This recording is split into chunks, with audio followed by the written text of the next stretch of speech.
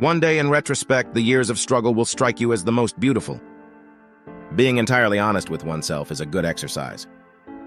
Unexpressed emotions will never die. They are buried alive and will come forth later in uglier ways. We are never so defenseless against suffering as when we love. Out of your vulnerabilities will come your strength. Where does a thought go when it's forgotten? A woman should soften but not weaken a man. Everywhere I go, I find a poet has been there before me. Whoever loves becomes humble. Those who love have, so to speak, pawned a part of their narcissism. Immorality, no less than morality, has at all times found support in religion. The madman is a dreamer awake. America is a mistake, a giant mistake. Religion is an illusion, and it derives its strength from the fact that it falls in with our instinctual desires. The virtuous man contents himself with dreaming that which the wicked man does in actual life. Beauty has no obvious use, nor is there any clear cultural necessity for it, yet civilization could not do without it. My love is something valuable to me which I ought not to throw away without reflection. The intention that man should be happy is not in the plan of creation. Men are more moral than they think and far more immoral than they can imagine. Love and work are the cornerstones of our humanness. Loneliness and darkness have just robbed me of my valuables. Where ID is, there shall ego be. How bold one gets when one is sure of being loved. The ego is not master in its own house. Neurosis is the inability to tolerate ambiguity. He does not believe that does not live according to his belief. Men are strong so long as they represent a strong idea. They become powerless when they oppose it. The interpretation of dreams is the royal road to a knowledge of the unconscious activities of the mind. What progress we are making. In the Middle Ages, they would have burned me. Now they are content with burning my books. The more the fruits of knowledge become accessible to men, the more widespread is the decline of religious belief. No, our science is no illusion, but an illusion it would be to suppose that what science cannot give us, we can get elsewhere. The behavior of a human being in sexual matters is often a prototype for the whole of his other modes of reaction in life. Where the questions of religion are concerned, people are guilty of every possible kind of insincerity and intellectual misdemeanor. Neurotics complain of their illness, but they make the most of it, and when it comes to taking it away from them, they will defend it like a lioness her young. A man should not strive to eliminate his complexes, but to get into accord with them. They are legitimately what directs his conduct in the world. Public self is a conditioned construct of the inner psychological self. It is a predisposition of human nature to consider an unpleasant idea untrue, and then it is easy to find arguments against it. Poets are masters of us ordinary men in knowledge of the mind, because they drink at streams which we have not yet made accessible to science. No neurotic harbors thoughts of suicide which are not murderous impulses against others redirected upon himself. When a love relationship is at its height, there is no room left for any interest in the environment. A pair of lovers are sufficient to themselves. It is that we are never so defenseless against suffering as when we love, never so helplessly unhappy as when we have lost our loved object or its love. Love in the form of longing and deprivation lowers the self-regard. In the depths of my heart, I can't help being convinced that my dear fellow men, with a few exceptions, are worthless. In so doing, the idea forces itself upon him that religion is comparable to a childhood neurosis, and he is optimistic enough to suppose that mankind will surmount this neurotic phase, just as so many children grow out of their similar neurosis. The ego refuses to be distressed by the provocations of reality, to let itself be compelled to suffer. It insists that it cannot be affected by the traumas of the external world. It shows, in fact, that such traumas are no more than occasions for it to gain pleasure. It is impossible to escape the impression that people commonly use false standards of measurement, that they seek power, success, and wealth for themselves and admire them in others, and that they underestimate what is of true value in life. A love that does not discriminate seems to me to forfeit a part of its own value by doing an injustice to its object. And secondly, not all men are worthy of love. Conservatism, however, is too often a welcome excuse for lazy minds, loath to adapt themselves to fast-changing conditions.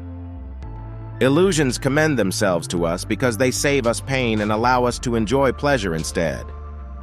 We must therefore accept it without complaint when they sometimes collide with a bit of reality against which they are dashed to pieces. The dream is the liberation of the spirit from the pressure of external nature, a detachment of the soul from the fetters of matter. Instinct of love toward an object demands a mastery to obtain it, and if a person feels they can't control the object or feel threatened by it, they act negatively toward it. It goes without saying that a civilization which leaves so large a number of its participants unsatisfied and drives them into revolt neither has nor deserves the prospect of a lasting existence. Smoking is indispensable if one has nothing to kiss. You wanted to kill your father in order to be your father yourself. Now you are your father, but a dead father. What is common in all these dreams is obvious.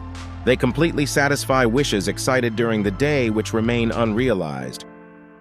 They are simply and undisguisedly realizations of wishes. The individual does actually carry on a double existence, one designed to serve his own purposes and another as a link in a chain, in which he serves against, or at any rate without, any volition of his own. I had thought about cocaine in a kind of daydream. The liberty of the individual is no gift of civilization. It was greatest before there was any civilization. The more perfect a person is on the outside, the more demons they have on the inside. We are so constituted that we can gain intense pleasure only from the contrast and only very little from the condition itself. A religion, even if it calls itself a religion of love, must be hard and unloving to those who do not belong to it. Where questions of religion are concerned, people are guilty of every possible sort of dishonesty and intellectual misdemeanor. Civilized society is perpetually menaced with disintegration through this primary hostility of men towards one another. America is the most grandiose experiment the world has seen, but I am afraid it is not going to be a success. Man has, as it were, become a kind of prosthetic god. Words and magic were in the beginning one and the same thing, and even today, words retain much of their magical power. Our memory has no guarantees at all, and yet we bow more often than is objectively justified to the compulsion to believe what it says. As regards intellectual work, it remains a fact indeed that great decisions in the realm of thought and momentous discoveries and solutions of problems are only possible to an individual working in solitude. It is impossible to overlook the extent to which civilization is built up upon a renunciation of instinct. In mourning, it is the world which has become poor and empty. In melancholia, it is the ego itself. He who knows how to wait need make no concessions.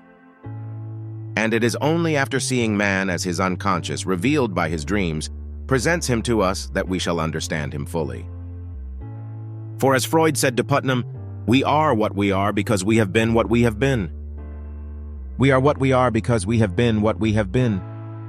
And what is needed for solving the problems of human life and motives is not moral estimates but more knowledge. I never want to belong to any club that would have someone like me as a member. Woe to you, my princess, when I come. I will kiss you quite red and feed you till you are plump. And if you are forward, you shall see who is the stronger, a gentle little girl who doesn't eat enough, or a big wild man who has cocaine in his body. A love letter from Freud to his fiancée. Where such men love, they have no desire, and where they desire, they cannot love.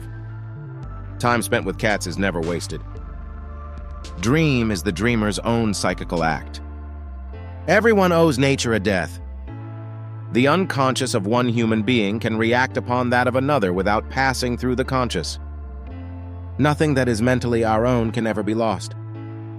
We have learned, for example, that the more virtuous a man is, the more severe is his superego, and that he blames himself for misfortunes for which he is clearly not responsible.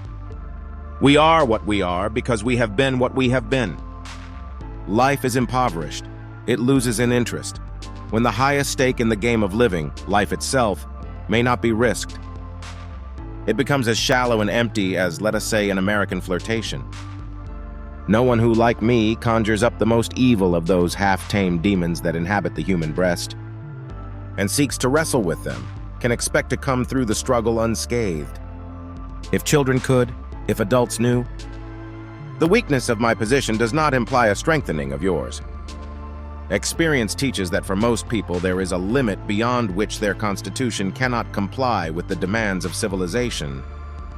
All who wish to reach a higher standard than their constitution will allow fall victims to neurosis. It would have been better for them if they could have remained less perfect. In many criminals, especially youthful ones, it is possible to detect a very powerful sense of guilt which existed before the crime, and is therefore not its result, but its motive. It is as if it was a relief to be able to fasten this unconscious sense of guilt onto something real and immediate.